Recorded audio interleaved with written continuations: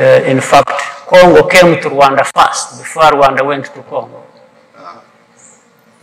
When Mobutu, then the president of Zaire, intervened in our country in 1990 in support of Habyarimana, the president of the country. So it is Congo which came here first, before we went there. S'agissant précisément de l'intervention des forces armées zaïroises au Rwanda, permettez-moi que je vous fasse par quelques considérations en qualité de commandant des opérations. C'est le 1er octobre que le monde entier avait appris l'attaque de la République sœur du Rwanda par les assaillants non identifiés partis d'un pays voisin. À la demande du président rwandais et par devoir de solidarité dans le cadre de la sécurité collective des pays de notre sous-région d'Afrique, vous avez décidé d'envoyer un contingent des forces armées zaïroises au Rwanda pour aider nos frères d'armes à bouter l'ennemi hors de leur pays. Cette décision, si elle fut salutaire sur le plan stratégique, elle est également justifiée parfaitement en droit zaïrois. En application de l'article 3 de la loi numéro 77/012 du 1er juillet 1977 portant organisation générale de la défense et des forces armées zaïroises qui stipule, je cite, « Lorsque des circonstances graves menacent la sécurité et l'intégrité du territoire d'un pays ami ou en cas d'agression, le président de la République peut, à la demande de ce pays, faire intervenir des unités combattantes des forces armées zaïroises. » Fin de citation. Je vous fais grâce des accords internationaux, quoique non encore ratifiés, qui existent dans le cadre de la CPGL. Cette intervention, maréchal, des forces armées zaïroises fut du reste limitée non seulement dans l'espace, mais aussi dans le temps. Car si au départ les assaillants ne furent pas clairement identifiés, il devint clair quelques jours plus tard qu'il s'agissait d'un conflit rwando-rwandais. Ce qui détermina la hiérarchie à retirer les troupes zaïroises du territoire rwandais, afin de permettre la résolution interne du conflit. Au demeurant, l'opération Salissa aura permis de stopper d'abord et ensuite de repousser l'offensive ennemie en infligeant de nombreuses pertes aux envahisseurs et, ce faisant, elle a créé un impact favorable à la combativité des troupes rwandaises qui, ressaisies par un sursaut d'orgueil national, ont pu récupérer par la suite les positions conquises. L'opération Salissa a donc servi de pierre d'achoppement à l'action des troupes rwandaises.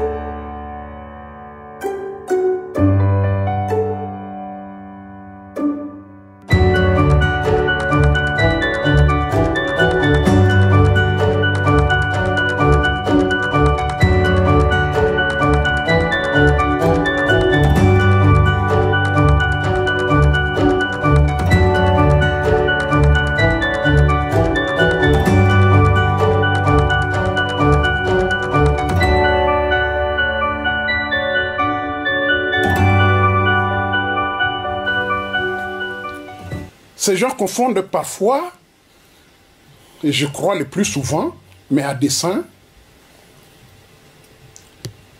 entre être natif et être originaire. Il y a des Rwandais ou Tutsis qui sont nés chez nous. Ceux-là sont des natifs. Et ce n'est pas pour autant qu'ils sont devenus des originaires.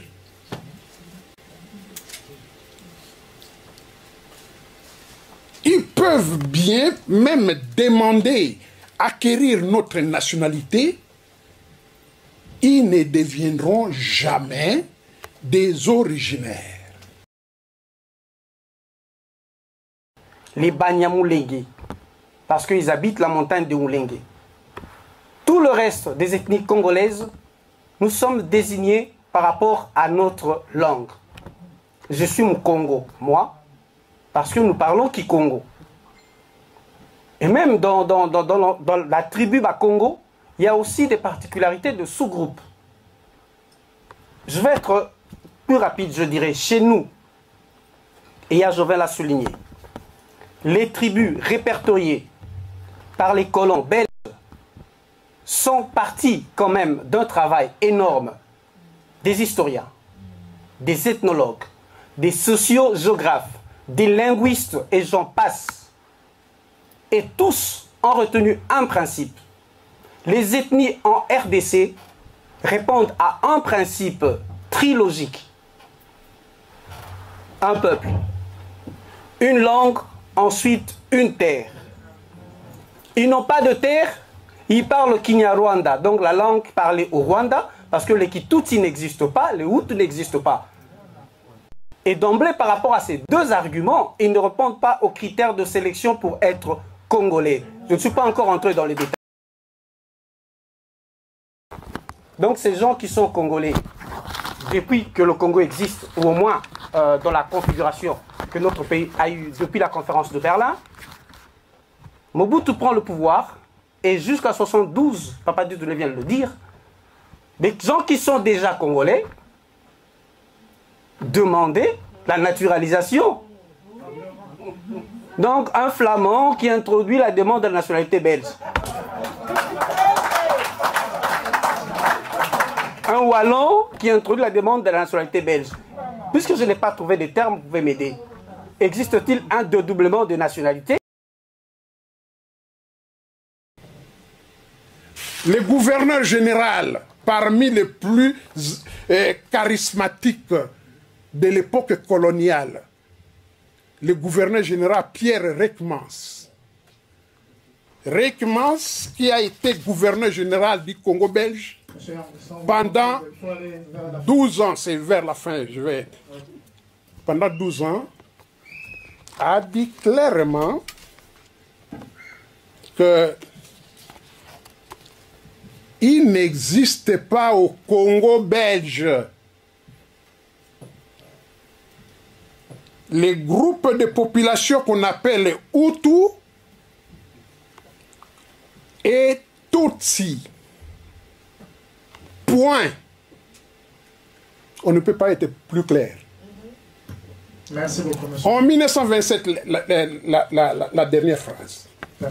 En 1927, un vice-gouverneur général, M. Irley, Gaston Irley, il était vice-gouverneur général en 1927. Lui, c'est encore tranchant. Il dit, les Hutus, les Tutsis sont des Banyarwanda. Point.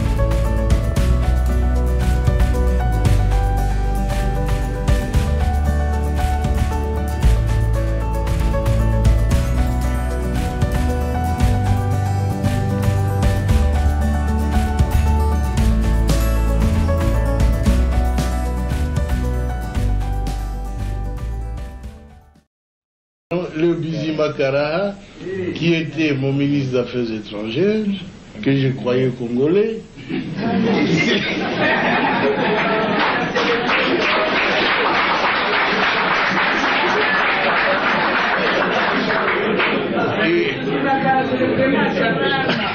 à ma très grande surprise, quand j'avais demandé à cette armée de se retirer, et avait déjà fermé les valises, ils disent, leur armée se retire, ils se sentent en insécurité. Je dis, mais non, votre armée reste. C'est l'armée rwandaise qui se retire. C'est pas la vôtre. Mais ils ont disparu. Et j'ai compris qu'ils n'étaient pas congolais alors. Parce que l'armée qui s'est retirée était rwandaise. Ah oui. Un ministre congolais, un ministre d'État a disparu. Un ministre des Affaires étrangères a disparu. J'ai dit, nous étions infiltrés alors. Infiltrés au sommet de l'État. Alors ainsi on aura pu découvrir des documents où Kagame dirigeait ces gens-là, où il complotait pour que les Tutsis prennent la tête de ce grand pays qui n'est pas le leur. Alors ça en est trop, hein. Ce pays ne leur appartient pas. Ils veulent en prendre la tête. Quoi? Mais c'est pas possible, ça a été très grave. On a vu tout ça, si seulement on l'avait su avant, ça aurait été bien. Mais le conflit a éclaté après. Ils tentent le conflit, ceux qui n'ont pas pu réussir avec le coup d'État, qui avait échoué le 2 août. Et maintenant, je le vois en train d'échouer encore. La question de la nationalité congolaise des Tutsis se trouve à la racine de l'occupation militaire du Congo, cause fondamentale ayant engendré des effets terrifiants et dévastateurs, c'est-à-dire la domination politique, l'assujettissement ethnique des Bantous congolais par les Tutsis, les vagues de viols et de mutilations génitales, le génocide toujours en cours et dont le bilan dépasse déjà les 10 millions de morts, le pillage systématique des richesses minières congolaises et les menaces avérées de balkanisation du Congo. 5 effets majeurs pour une cause majeure. Je suis bien conscient du risque que je prends en ce moment en disant cela, mais j'assume. Goma est occupé, Bukavu par le rebelle. Il n'y a pas de rebelles. Je vous ai dit que ce sont les Rwandais. Vous voulez que j'exprime cela en quelle langue pour que vous compreniez que ce sont des Rwandais? Ces messieurs ont trouvé trop de miel ici, qu'ils veulent revenir, ils ne veulent pas quitter ce pays. Si seulement ils voulaient rester dans ce pays en respectant les autochtones, on les accepterait facilement. Mais ils y viennent en conquérant pour dominer tout le monde. C'est inacceptable.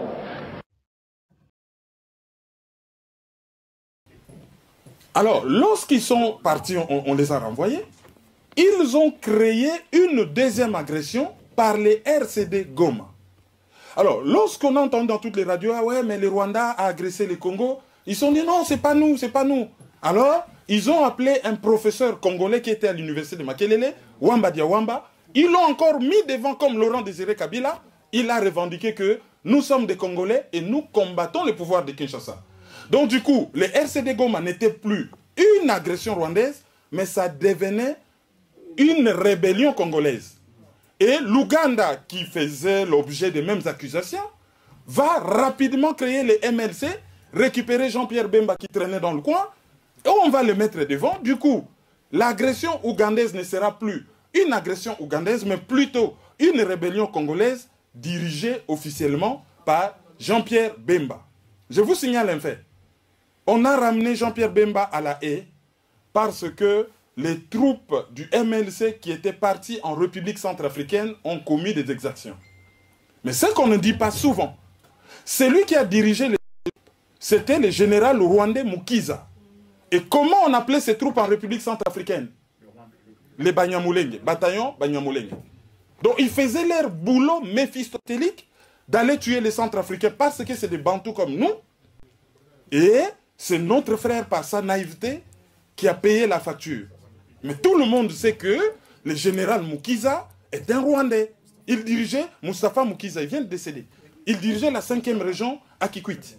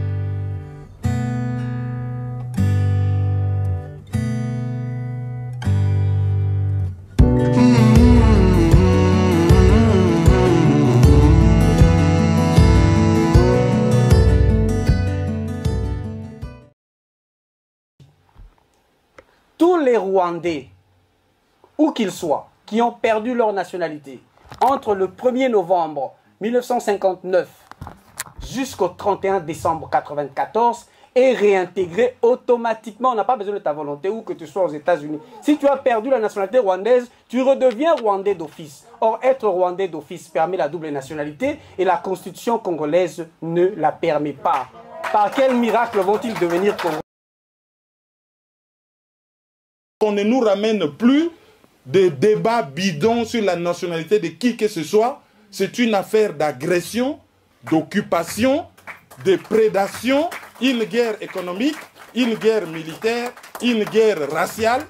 Que ces gens-là sachent que la devise des Congolais, ça sera comme l'a dit le général Moshe Dayan, israélien. Il a dit, nous allons vous frapper. Nous allons vous frapper tellement fort que vous ne l'oublierez jamais. La Constitution, intégrité du territoire national, centimètre carré moquette, il y a école yabiso, ezala na contrôle, il y a mopaya. Tina, il y a existence, il y a forces armées zaïroises, il y a moana.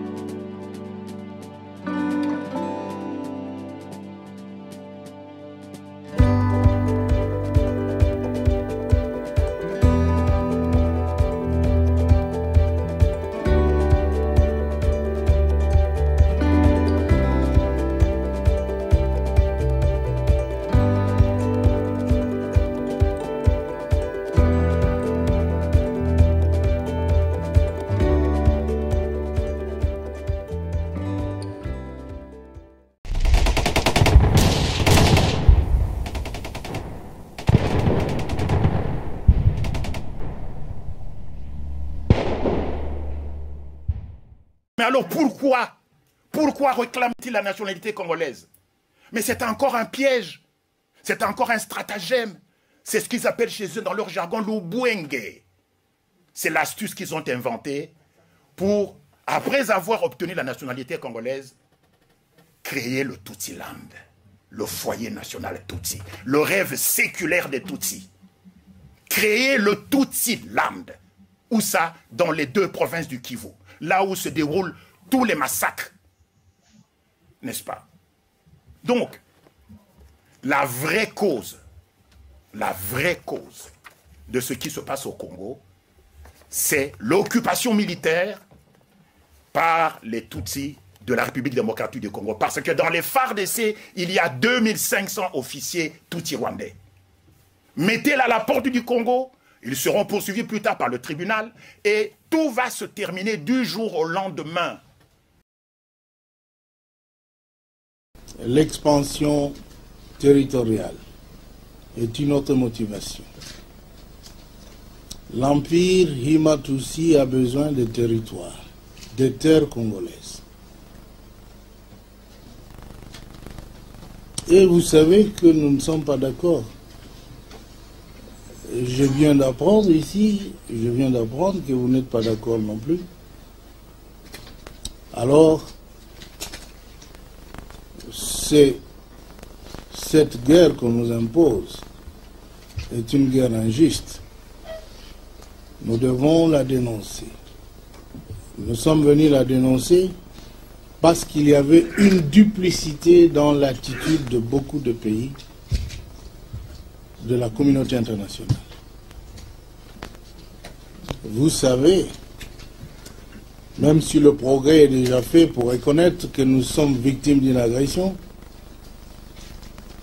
mais cette attitude est tellement molle, elle n'est pas énergique. C'est une attitude qui ne va pas jusqu'à l'exigence de... Parce que vous avez reconnu, ils l'ont fait eux-mêmes, que vous êtes sur le territoire congolais et personne ne vous y a invité.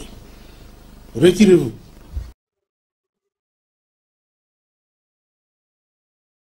Nous nous dévoilons trop dans les débats, soyons pragmatiques, restons unis, parce que pour le moment, ce qui défile à la télévision rwandaise à Kigali, c'est la balkanisation du Congo, mythe ou réalité. C'est vraiment le thème de chaque jour.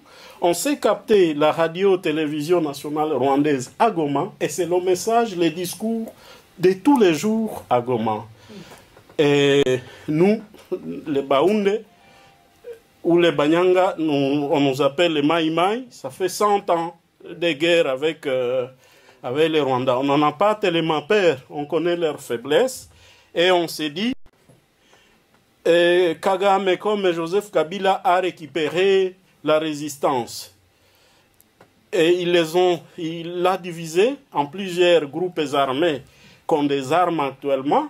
On en a désarmé peut-être un hier ou avant-hier, un grand. Mais ces gens-là sont devenus vulnérables, comme a dit mon frère Kilosho, c'est parce qu'on ne les a pas encadrés. Si la résistance était encadrée politiquement, au lieu d'aller faire la politique ventriloque à Kinshasa, encadrons ces jeunes, soutenons ces jeunes, solidarisons-nous à ces jeunes-là. Et ce que nous avons compris, il faut la résistance. J'étais à Goma et Kagame qui répliquait à Muzito, je crois. Et là, il fallait voir comment la jeunesse s'élevait.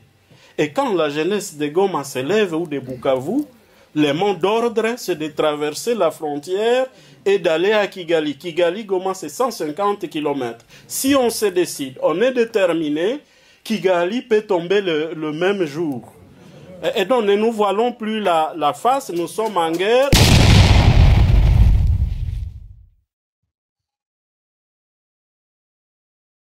Faire campagne là-dessus, de boycotter tous les produits rwandais.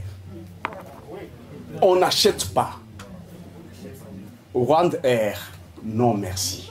Même si c'est moins cher. On ne peut pas continuer à condamner les Rwandais et puis leur donner notre argent. Même si ça coûte moins cher, même si c'est la qualité, nous disons non.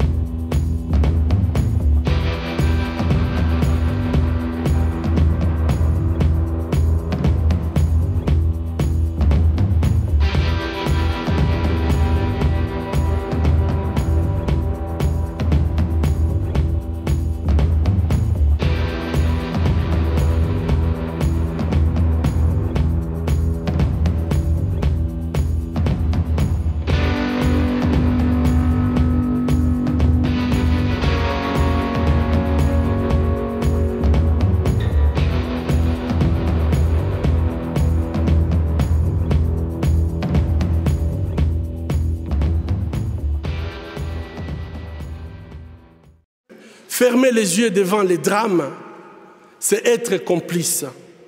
Ce ne sont pas seulement les auteurs de violences qui sont responsables de leurs crimes, mais aussi ceux qui choisissent de détourner les regards. Mon pays est systématiquement pillé avec la complicité des gens qui prétendent être nos dirigeants. Pillés pour leur pouvoir, pillés pour leurs richesses et leur gloire, pillés aux dépens des millions d'hommes, de femmes et d'enfants innocents, abandonnés dans une misère externe, tandis que les bénéfices de nos minéraux finissent sur les comptes opaques d'une oligarchie prédatrice. Cela fait 20 ans, jour pour jour, qu'à l'hôpital de Panzi, je vois les conséquences de cette mauvaise gouvernance de mon pays. Bébés, filles, jeunes femmes, mères, grand-mères, et aussi les hommes et les garçons violés de façon cruelle, souvent en public, en collectif, en insérant du plastique brûlant ou en introduisant des objets contondants dans leur partie génitale. Je vous épargne des détails.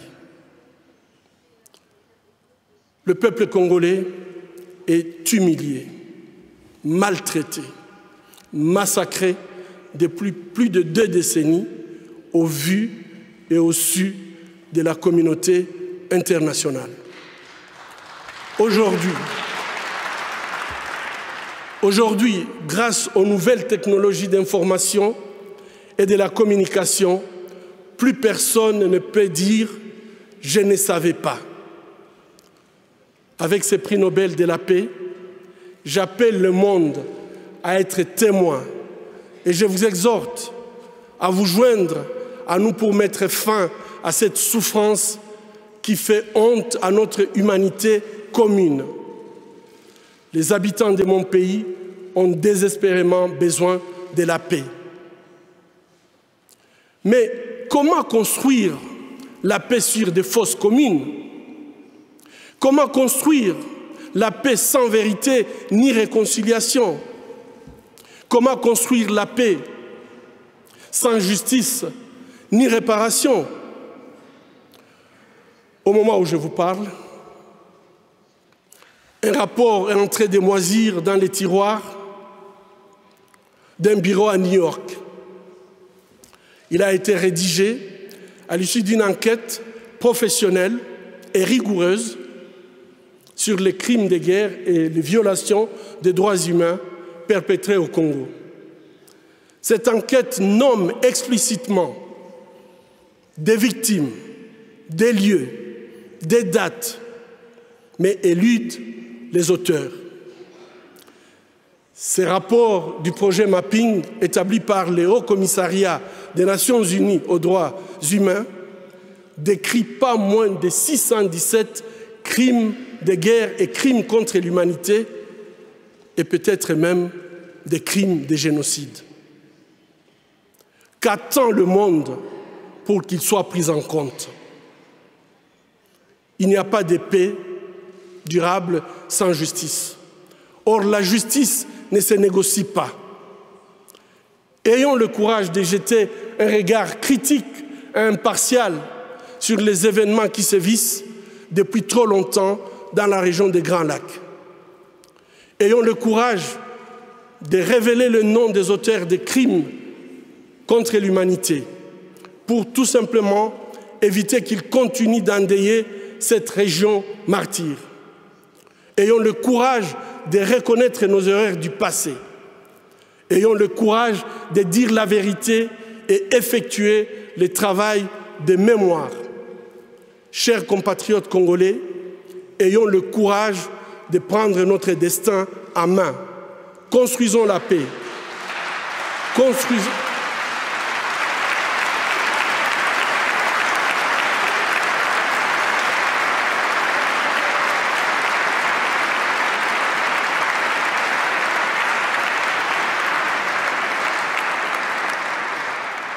Construisons la paix, construisons l'avenir de notre pays Ensemble, construisons un meilleur avenir pour l'Afrique.